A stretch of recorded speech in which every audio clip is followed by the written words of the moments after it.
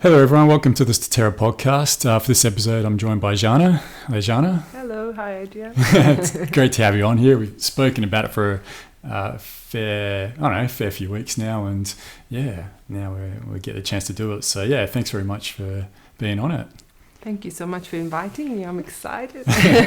Now, Zana, and many of you that are watching this, especially in Perth, know of the Facebook group Perth Tribe Awakening, and Zana started that up and mediates it, I guess, and really puts a lot of time and effort into it. So I thought we'd start off by having a bit of discussion about the group Perth Tribe Awakening and what it does and what it's helped as far as this community in Perth. So John, do you want to maybe just start with why you decided to start Perth Tribe Awakening? That still freaks me out how it all started, really. I was very new to the spiritual scene of Perth. Mm-hmm. And how long ago was this? well, this was, the page is not even a year old. Okay. I think it'll be, less than a year since I created it. Mm-hmm. So what happened, I found this event through one of the new friends I met. And it was full moon dancing, Kundalini dancing. Mm-hmm. Had no idea what it was, but I thought, I'll go check it out, and I liked it. Mm-hmm. And I wanted to go and do that again, but unfortunately I missed the next one because Facebook's got certain algorithms and it chooses what it's going to present to you. And then a couple of months later, this event popped up again in my newsfeed, and I was like, oh, cool, that's that thing. So I liked it and added it to my events and went to this dance. And what normally happens after these events, people sit and share if they have anything to share. And usually some community events get mentioned, and the typical sentence is, can I share on your page? Would that be okay? So all people that like what you do will see what I'm doing. And there was a lot of this in the circle, and I thought, is there one page where everybody can come and share regardless of what they're doing? And I asked, and people said, no, not that we are aware of. And then I said, well, there will be one tonight, and Cool. it will be called Perth Tribe or something like that. So look for Perth Tribe. And so I went home and I created a page, and I called it Perth Tribe Awakening. Because I believe there is a huge shift happening, and we all have been seeking and looking for something greater and bigger, and it looks like we're finding it in the most simple ways, really kind of going back to the old ways and finding the truth in simplicity, and I'm loving this whole process. And I didn't want to miss out on what is going on in Perth, because there is a lot going on, and unless you like every single page from every single person that's doing something, you will probably miss out. So this page has kicked off, and ever since I've been getting so many requests to join the group, and pretty much daily, at least 5. It's just and how many members is there now? Well, I think it's around 1,800, so almost 1,900. So getting closer to the 2,000 beautiful people joining and co-creating, and it's been really wonderful, and it's amazing what people do and what people share, and what I love about it is just there's now this community where people can ask for whatever they need. There was actually somebody today asking for a venue. They had planned an event which was going to be outdoors, and they were like, oh my God, I need a venue in Fremantle, so and so, and it was sorted out in less nice. So things like that, or somebody's doing something around creating beautiful vegan food or raw food, and that gets published there, and sound healing north of the river, south of the river, in the hills. Conscious chiropractic, you name it. Making drums, full moon drumming and full moon dancing and Kundalini yoga and tantric circles and sister circles and brothers circles, and oh my God, there's so much to choose from. So it's obviously there has been a need for something like this, and it was only because of the fact that I didn't want to miss out. Yeah, we're all now benefiting, so that's awesome, and I really want to thank everyone for joining in. And if you haven't already, find it, Perth Tribe Awakening. It's great. I'll put a link up in this as well for the on the YouTube site and also Facebook. And definitely if anyone from Perth, and actually it doesn't even matter if you're not from Perth, but anywhere around Australia especially, please join in. It's especially if you venture over to Perth at any stage. Yeah, that's just the great thing about technology, isn't it? And how technology has really evolved, especially over the last few years, but more so over the last couple of years, where the connectivity that's been brought about by technology on many different levels, and it has its negative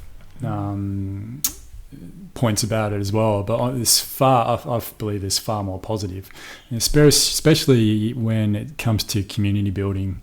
And that's really what's happening in Perth, is in many different facets, this community's building, and technology is helping to really proliferate that and really get people and bring people together. And your group, Perth Tribe Awakening, is something that's really come to the forefront for that. It's really driven by people, like you said, who are wanting to understand more about the universe, the world, themselves. And they've got somewhere to go now to help connect with other people who are thinking the same thing.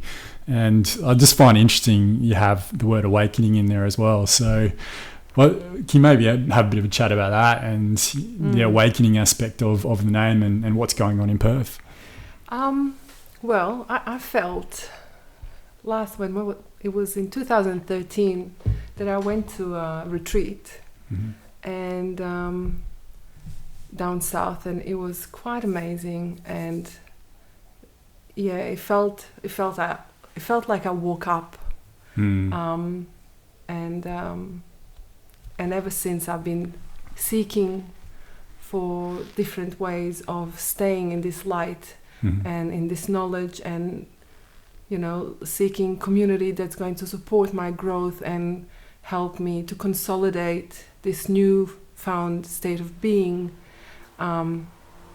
as the mind will play tricks. And because up until then I was always seeking for something, the truth or wisdom, and it's been a tough journey. Sure.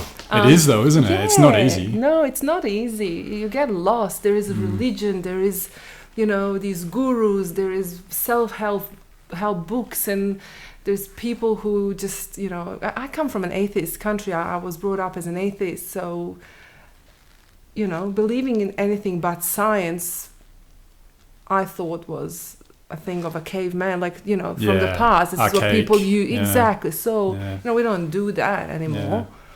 And then I've had my own personal journey where I have always been looking and looking and looking and finding and losing and finding and losing. And so like I said, I felt in 2013 that I woke up for the first time in my life. I really felt that I knew who I was, where I belong, what this life is about.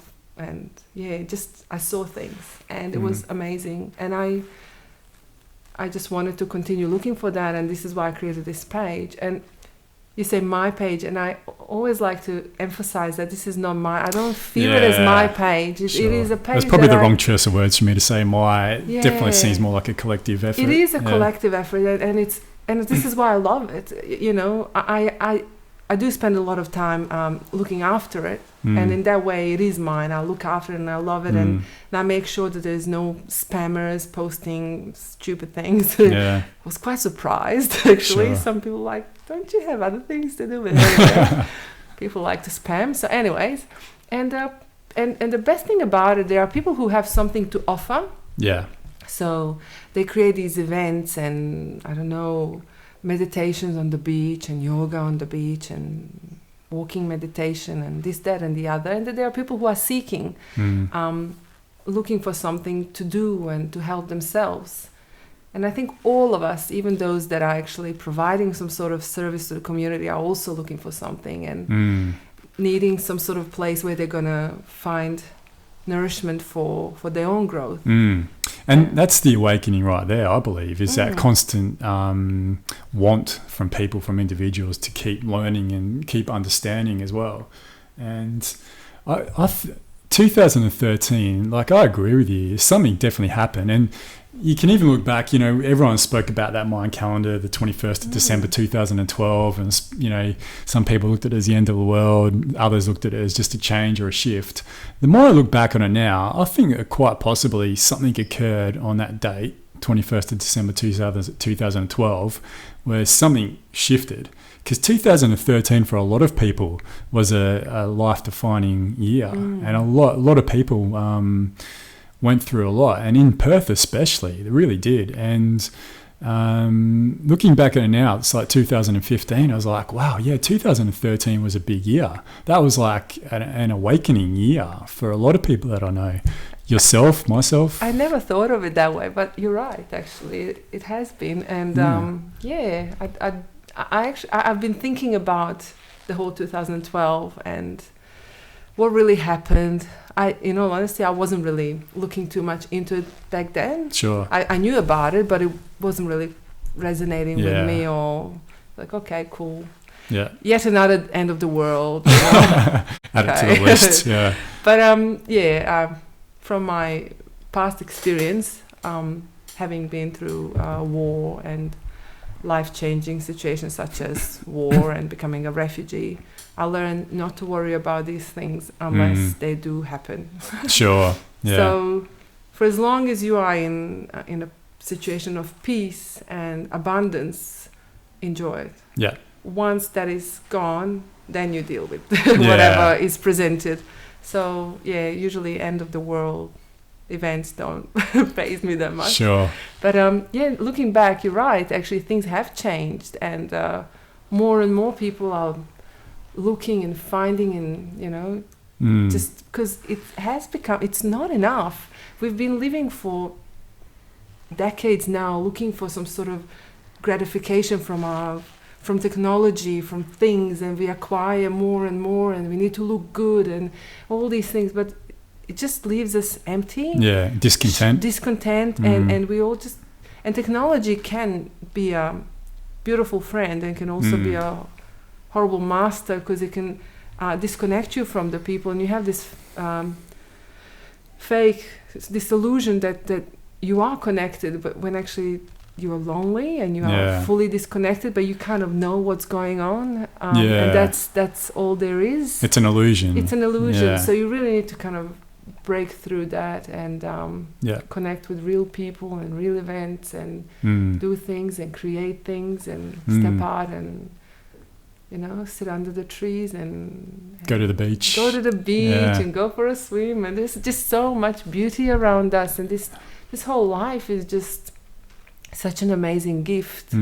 And it is so easy to take it for granted, just the fact that every morning you open your eyes and you have got the gift of eyesight. Like, you start there. Sure. Take that away from yourself and you'll see how gifted you are, how lucky and provided for you are. And then when you with that thought in mind, when you look around, there's like so much to keep you happy, to inspire you, to make you wonder and admire what's around you. But we just kind of wake up and say, oh, it's 6:30 and I have to, and why me and all this sort of stuff. And just always in the mind. And another thing, talking about awakening, mind is a beautiful, beautiful tool, a helper to help, it just so, and I love my mind so much. It gives me the opportunity to actually express myself, and it helped me drive and come here and does all these things I don't even have to do anything about. Like, if I cut myself, it will do everything it needs to be done for my wound to heal, but it is not who I am, and this is where the confusion happens. People identify themselves with the mind and with their thought, the thinking processes, and this is not who we are. No. And to be able to see the mind for what it is, and the game, I mean, it's not even a game that it plays. It really is so concerned about our survival.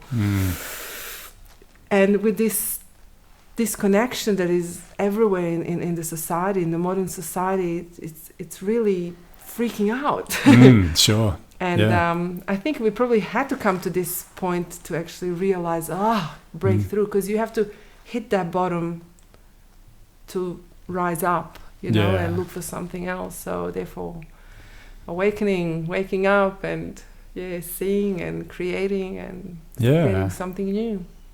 Yeah, I think on that, I mean, we have been so dictated by our minds, or conditioned to be conditioned to allow our minds to dictate our actions and our thoughts, and believe that that's all we are. But I think what this awakening that's occurring is people starting to understand that, although this is important, like you said, and it's an invaluable tool, it's not the totality of who we are as a soul, as a human, having a human experience. There's much more to it. And, you know, that cliche term of, it is cliche, but, you know, living from the heart, you know, that's where it's all about. A good friend of mine, she was talking about and just saying how really the heart allows you to understand everything in its totality. And the mind allows you to focus on one thing. So if you're say for example, looking at nighttime up at the stars, the heart can see all of the stars, but the mind is what allows you to focus in on one star. And that's what makes it such a valuable tool. But for a long period of time, we were just so focused on one star rather than the whole. And this awakening, I believe, that's occurring is us all as individuals seeing the whole, seeing the totality, and understanding there is no separation between us all. There is no separation between heaven and earth, the moon, the sun, the earth. It's just all is one. And that's what this beautiful evolution that we're going through really seems like. The evolution of consciousness. And that's really exciting. Because, you know, talking about evolution, so what's going on? It's not really happening anymore. We are evolving, and you know, talking about a heart space, we've neglected our hearts and we've neglected our feelings so much in the you know, in the way we live today. We do not express how we truly feel. We do not connect with how we feel. We classify our feelings, these are good and these are bad, and if I feel something that I see as bad, I need to push it down and get on with it, and come on, be strong, we can do this. And that's not why we are here. No. You know, this is not why we're having this human experience. You are here to experience in its totality, all the extremes. The good, the bad. The good and bad. And I don't know. It's a mystery. I'm happy to see it as a mystery. Yeah. There is a reason why we don't know everything. There is a reason why things are not shown to us. Sure. And there is a reason why we are curious about it. You know. It's an interesting thing, isn't it? It is an interesting thing. Yeah. I've got a really good friend of mine. I love her to bits. And she's Muslim. Beautiful woman. Beautiful sister. And I was talking to her, and what about this, you know, need to believe in God? It's just so we can kind of feel better about what happens after we die. You know, people are not comfortable with that. What if the whole religion is, and faith and God is all about that? Really, just not being able to face life for what it is. The present. And like once you die, that's it. So what if this is what it's about? Really, this is why we've created a story. And she said so beautifully. She said, Zana, do you ever question yourself when you're thirsty, when you have a need to drink or eat or sleep? Do you ever say, what if this is just whatever, or do you just go for that water and you drink? And she said, the same way, you have a need to believe in something greater than you for a reason. So why do you need to question it? Just be with it. Sure. And I was like, that is so profound. That's for Songul. I love you, Songul. Yeah, what a great analogy. That's very, very true, isn't it? I think, though, too, like Terence McKenna, he's one of my favourite thinkers. He has this great quote that for us as a human species, we don't really have the ability anyway. So he said, he's got this great quote. He said, "It's not human beings' role to understand the universe, merely our role to appreciate it." So I think once you can get out of trying to, like, it's fun to try and understand it, but you don't want to be all that it is to yourself is trying to understand the universe. Just take some time to appreciate it as well. Yeah. And I don't think for a long period of time people were doing that. We had enough just appreciating being in the park and looking at a tree or looking at the swan or the lake or playing with the kids, and really just be in that present moment and appreciate it. Not consciously, but people have always been drawn to nature. But we've lost that, though. Look around. There's still little It's still parks there. here and there, and people go. They don't even know why they go. But they not as a go to majority, jog, though. And they don't jog alongside the freeway. You Sure. know? They go to this place where there's water and trees and birds, and they do their things, but they still, when you sit on the beach and you look at the ocean, you have to stop. Yeah. Everything stops. You don't think about your problems as much. You have to be present when you face with something so magnificent as the ocean. Yeah. So this is why we kept these little oases in our cities. We're building, but we're keeping little pockets of, nature here and there, because it's really important to us on such deep level. And regardless of how asleep or awake you are, we all love nature. And that's another thing. It's just waking up to understanding that, when people say we have to save the earth, we have to save this planet, like the planet needs saving. No, we need saving, because people are so confused thinking that they need things, and I feel that less and less people are thinking this, but wanting things more, like they think they need them. Yeah. They think they need like things. Need a TV or need those pair of shoes, or I need these things, and I don't care. I need to wash my clothes using this detergent. It needs to be clean and it needs to smell good. But truly, you only need clean water, clean air, clean and good soil, nutrient-rich soil, so you can be sustained as a living human being. That's what you need. And you need some people to interact with and feel happy with. And that's it. You don't need a lot of things that we think we need, And so slowly people are waking up that we are not saving the planet. We're actually saving ourselves. And I think David Suzuki said that. Is that his name? David Suzuki, yeah. He said, we are in a car that is running going real fast towards a wall, brick wall, and we're arguing who's going to take the first seat, who's going to sit at the front and who's going to sit at the back. Like who's going to be the wealthiest and who's going to be who's doing better in this car, who's got a better position in this car. But the way we're living, it's a disaster, it's a catastrophe. We're all going to it's not going to be a happy end, Sure. So that's another thing we need to wake up to and learn to appreciate this beautiful planet that sustains us, and we are so provided for. We've got so much here, and we are so creative. So we have all these ideas, and we like to play. And I can't remember who said that, but like everything is universe at play. We all come from the same source. Yeah. And if we could just be a bit more aware of the consequences of our actions, just every one of us, as much as we feel comfortable, take more responsibility for what we do,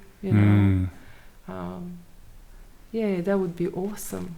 That would be creating something better. Yeah, definitely. It definitely would. And going back to technology, I think that's really what's pushing that understanding, and people are starting to become more aware of their actions and how that affects not only them locally, but also on a global level as well. We didn't really have that understanding. Or like the big one for me is like war. You know, back say in World War II, Vietnam War, you know, and wars previous to that, you'd send your soldiers off to another country, and no one from that homeland would have any understanding what's going on in that other country, and the atrocities that occur, and the you know, deaths, you know, of innocent civilians. But now we know, like, it's easy, very easy to get an understanding, a snapshot of what's going on the other side of the world in real time. And that, for me, that's really changed a whole facet of the human experience, because now, unless you're really, really, really detached from the human experience, you can't help but feel compassion and empathy for when you hear a story of a 3-year-old child getting killed by a drone sent over from an American naval base, etc. And we didn't have that even 10 years ago, even 15 years ago. We had more faith in the righteousness of our governments. Yeah. We had 100% faith that the government is there to protect us and doing the right thing. Yeah. And this is why, for example, food these days, people are waking up like, what do you mean this has got stuff that's poisonous to me? Yeah. Look at us, we're all getting sick, everybody's getting some chronic diseases left, right and center. Like, what's going on? Yeah. What are you feeding these cells with? Sure. Everything you put in your body has, you know, this is what cells are. Yeah, you are what you eat. Exactly. Yeah. So, but that wouldn't happen. Like, I used to say, like, what do you mean? Everything is regulated. You know, I had faith that when I go into the supermarket, when I pick something from the shelf, it is checked, it's safe, you know. And same as with the wars, you know, like when your government sends the troops, it is for our best interest, we have to do this. I'm not really sure. War is a big one for me, because I'm still sitting, I don't know. That's the beauty of, you know, I don't know, you know, like there is that element of fear, because war is such a chaotic manifestation of, it's just fear everywhere, and people doing crazy things. It's literally what happened in my country. People were manipulated based on their fear from each other, and given weapons, and then the rest of them kind of backed off and let them fight. And now all sides in my old country are enslaved by world banks, right, on a government level, plus individuals. They all have their beautiful plasma TVs and cars and whatever they were able to buy, but they're enslaved by the banks, you know, because they had to take personal loans and mortgages and this and that. So it's a modern day slavery, really. Economic slavery. And very little freedom. And they've been singing them this song of hatred and fear for the last 20 years. Be afraid of each other. Remember what happened 20 years ago. Just be afraid. Be very afraid. And is that still an issue? Oh my God, it's still an issue. They live. So it's Yugoslavia, or formerly Yugoslavia, we're talking about. But they coexist in their separate countries. And I love them all. I honestly feel as happy walking down the beach in Croatia as I am, you know, in the mountains in Bosnia, and you know, on the bank of River Danube in Serbia, Macedonia, Slovenia. They're all beautiful, beautiful. You know, it's and borders, whatever, you know. Sure. But anyways, beautiful land, beautiful country, beautiful people, you know. Just manipulated based on their fear and ignorance. They had 50 years of brotherhood and unity and solidarity under this benevolent dictator, they call him Tito, and who was kind of investing into rebuilding the country after the Second World War, and investing into trust.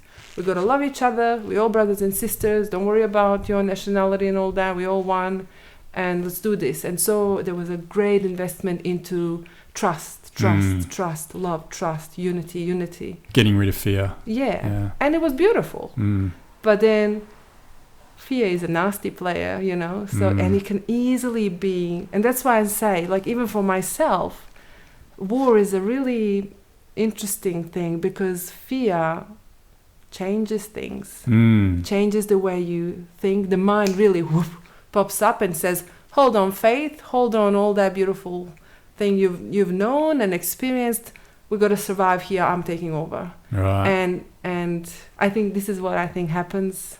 Yeah, so I don't know how we're going to, unless we all somehow start appreciating each other and the oneness and the fact that we do come from the same source, but I don't know how that's going to happen with different level of awakening and awareness and belief in what I believe in is right. Yeah. Therefore, if you do not support what I believe in, you are against me. Sure. And it's just, yeah. Yeah, but I think we will come out of that. We'll start understanding. Like, do you believe that something like what happened in Yugoslavia would happen as easy as it did if it was to occur today, given that we now have this connection?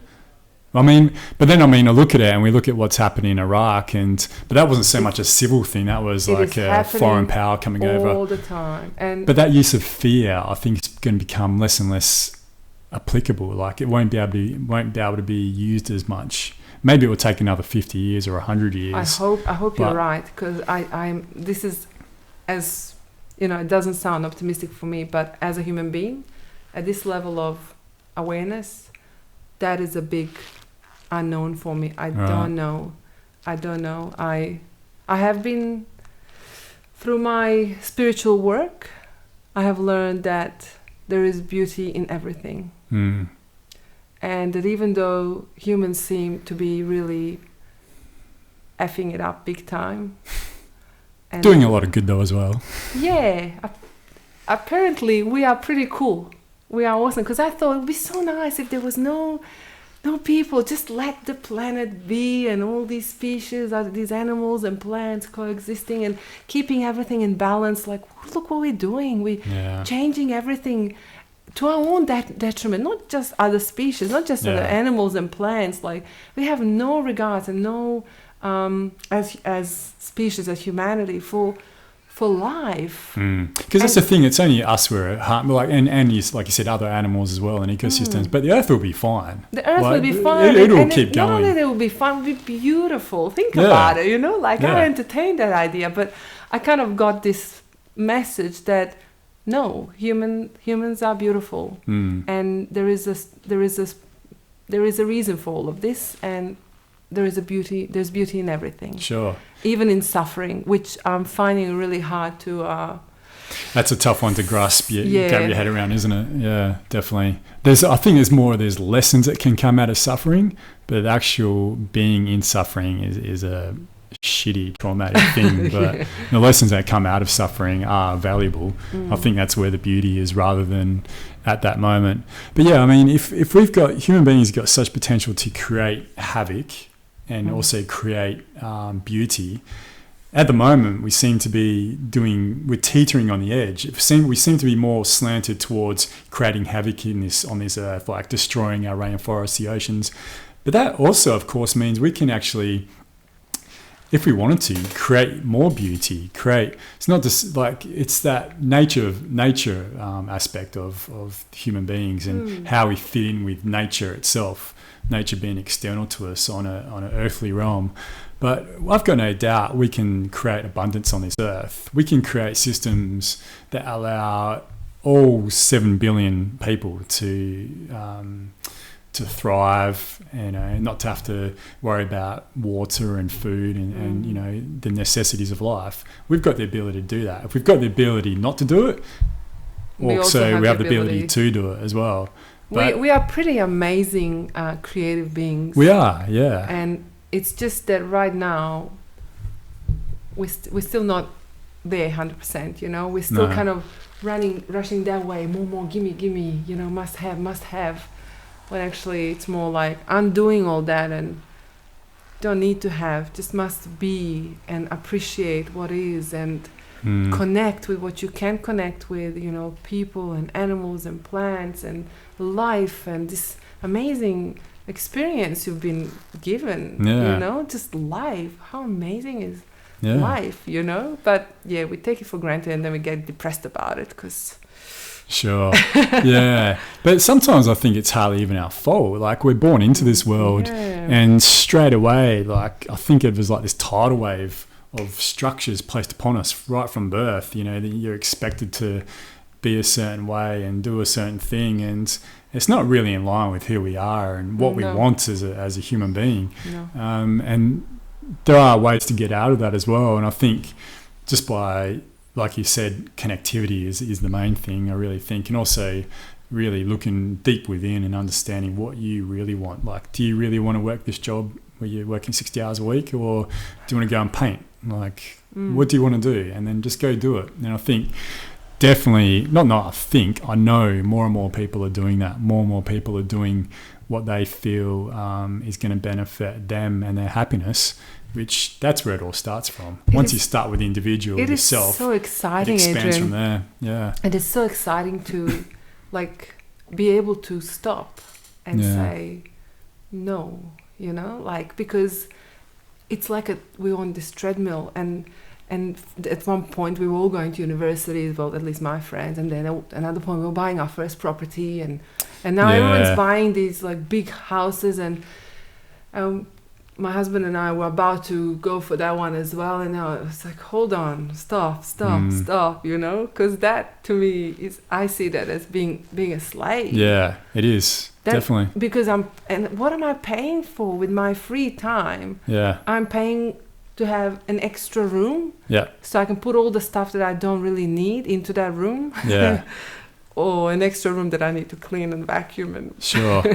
But just going back to, you know, checking in within, what do I really need? And being able to accept that when you make that choice to paint and not to go for, you know, job that wants you to do overtime and wants your heart and soul really, and stresses you out, you probably will be living maybe a bit poorer life materially, like you won't have as much possibly maybe to start off with, but you got to really check in within what's important to you and be able to stand for that and allow, because it is said that once you are aligned with that, with the source, with love, abundance will come. Yeah. And once you are aligned with your purpose and you are doing what's really what you came here to do, you know, things will come your way. Yeah. And even if they are not like this amazing car and this big house, it really isn't about that. It's about none of these things we can take with us, you know. No.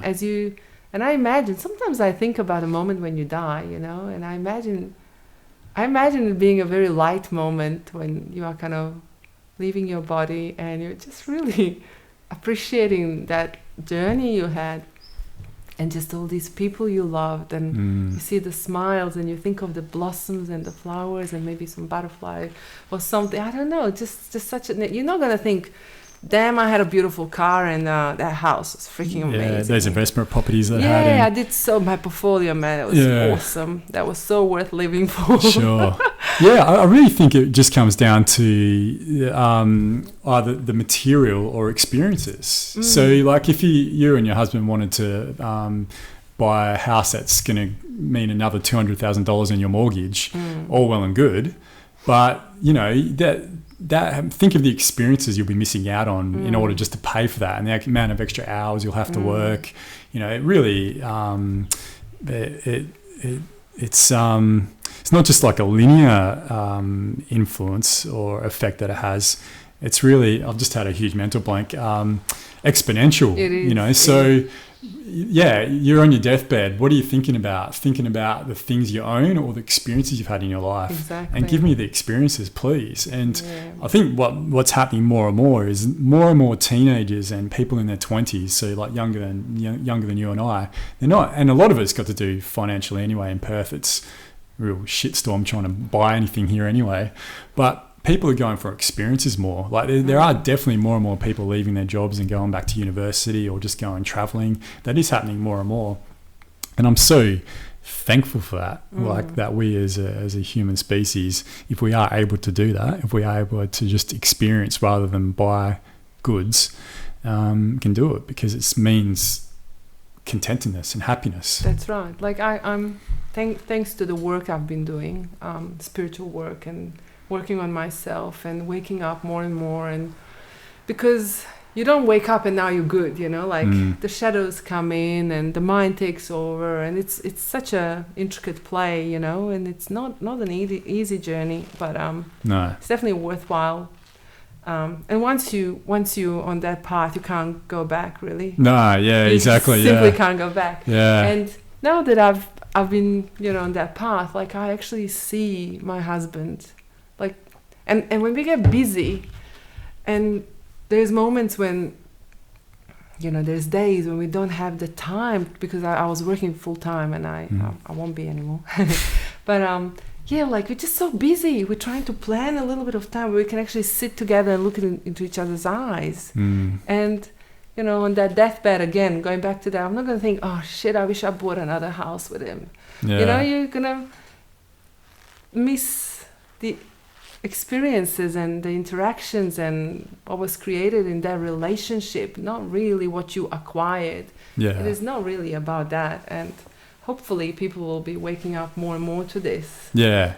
Maybe that's the true awakening, Zana. It's that understanding of getting out of the material world and into that's within and not so much what's without in this material realm. It's really about what does your heart, soul really want, and what does it crave? Does it crave experiences and connectivity, or does it crave a nice new BMW, or just you know, shit you don't need? Yeah. And I think that's what's happening. Is, again, I use the word think, I should say no.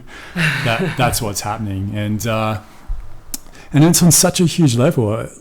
Quite often, maybe I stopped doing it maybe a few months ago, but you know, friends and I, we'd be talking about these sort of things and having the types of discussion that you and I are having right now, and we'd be like, is anyone else talking about this?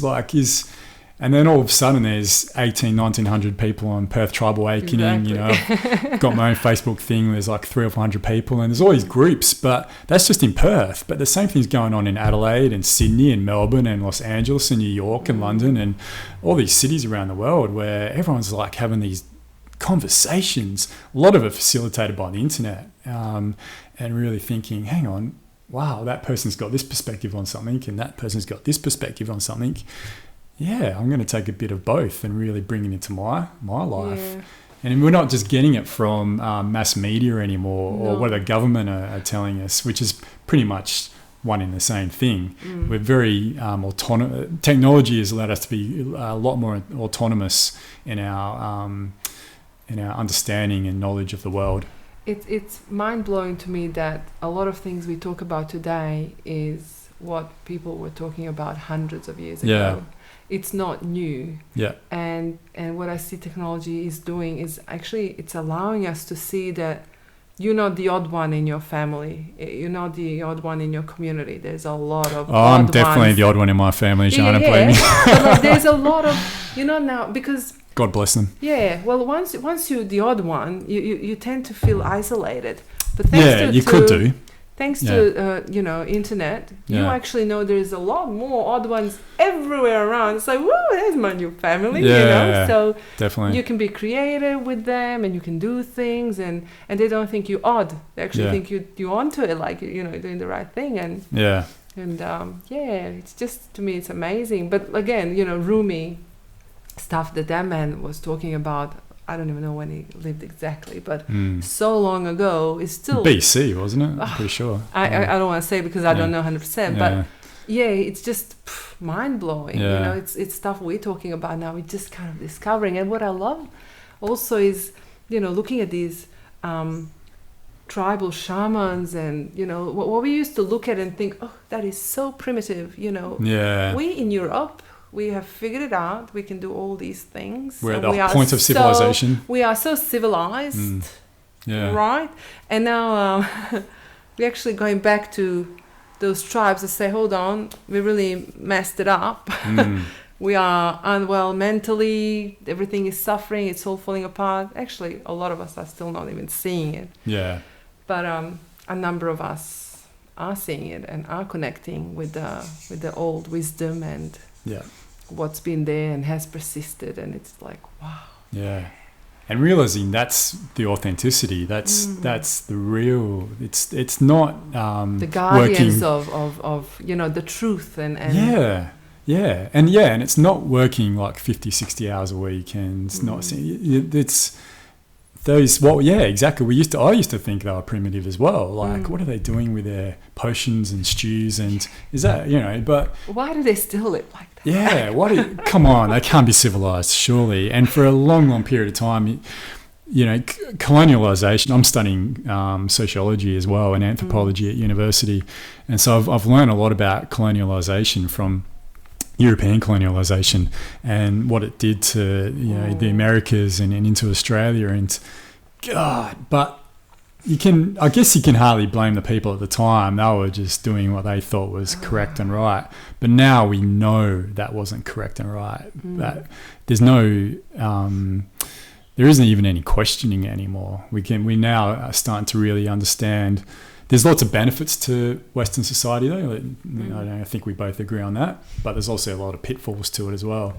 I think what's happening now, again, part of this awakening, is that we're bringing in Eastern philosophies, indigenous cultures into our Western world, and that's what's creating this massive upswell of potentiality. And you know what came to mind as you were saying that, Bilavara Lee, I don't know if you've heard of her. She's an Aboriginal elder from, I believe, Northern Territory. Okay. She's a healer and I think she's a GP as well. She's an author. Yeah. What's her name? Bilavara Lee. Okay. Yeah. She was talking about how spiritually, possibly, where we need to be as humanity. I can't even say this, but this is what she said. Aboriginals needed a bit of a kick up the bum for such horrible things to happen, to finally get to some balance where we as humanity, as one, needed to be at. And I remember sitting there listening to her, like, interesting. It's an interesting perspective, Yeah. But yeah, that's what she said. So I don't know, again, why is this happening? But apparently there is a reason for everything, and it's unfolding how it needs to unfold. So hopefully this will all serve to help us, wake up and see things for what they are. Yeah. I think it's our evolution. It's a necessary process of our evolution. You can look at it at indigenous cultures from all around the world and argue that, there was no real evolution within. And you need to place cultural relativism in that as well, because who's to say what one culture does is correct compared to yours? Exactly. But then you had the Western, and especially European society, like really evolving technology, language, art.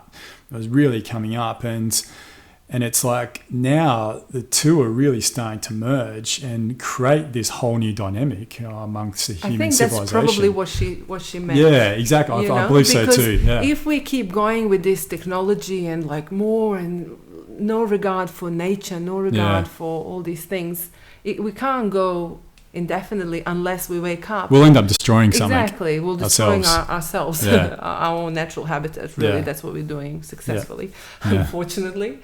But also, if you adapt all the wisdom and these Aboriginal people, they lived in peace with their environment for so long. Yeah. They loved it. Thousands of years. Exactly. They knew it.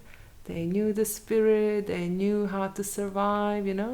I wouldn't be able to survive out there. Yeah. There's so much wisdom in that. Yeah.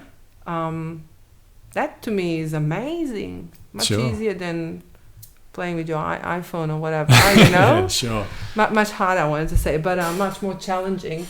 Yeah. So it's just merging of those two extremes and finding that balance, so we can have more advanced way of living, but never really forgetting where we're coming from, never forgetting the source, never forgetting our heart, and never forgetting that we are one, and hopefully waking up to that more and more appreciating and looking after this environment that sustains us and everyone within that environment. So hopefully going that way. I think so. I'm optimistic. Are you? Yeah, I think so. Yeah, I am. Yeah. Again, I think of Terence McKenna. He was really a real proponent of this, but he agreed with what's Western civilization done is a lot of things are not the best, but when you look at the science that's been produced and the way we've been able to understand material matter, like that real reductionist scientists being able to understand the atom to electron, that's all been really important as well. But like he argued, the spirituality amongst that, the everything else that's a component of that is so vitally important as well. And we really are getting to a point now where, again, we just been able to meld the two together and call it the singularity or whatever you might want to call it. I really think that I don't know, I can't even imagine where we're going to be in 10 years' time. I can't even imagine what it's going to be like to be a human being in 10 years' time, 20 years' time. You couldn't even... 3 years ago, man. Look what happened just in a few years. I was talking to like a friend of mine in New York City on my phone. Like we were talking face to face like this on this little bit of plastic and metal the other night. We were talking in real time, and she literally lives on the other side of the world. I mean, amazing. What? I mean, 5 years ago even, I wouldn't even thought that would be possible. So I really think it is a beautiful thing, but unfortunately there's been, like our own individual spiritual evolution, there's a lot of heartache and a lot of pain and suffering that occurs as part of that. And so too on a global level, it really does. Yeah. But perhaps it's necessary. Perhaps it's necessary. I agree with you. So hopefully, again, we will find the balance. Figure out the way. It's all about balance. Yeah, figure out the way, and everything is serving. It's just maybe from our perspective, we might not be able to see it. Sure. But it is slowly kind of climbing up and down, and we do live in a dual world. There's day and night, and it goes like that all the time. Yeah. Everything goes in that wave, up and down. So that's how we are as humanity as well, I think. So hopefully going up rather than... Yeah, exactly. I think so. I think we are. Oh, Zana, I think we might wrap up there. What do you reckon? Yeah. We touched on some good topics there, and I think got through everything that we wanted to talk about.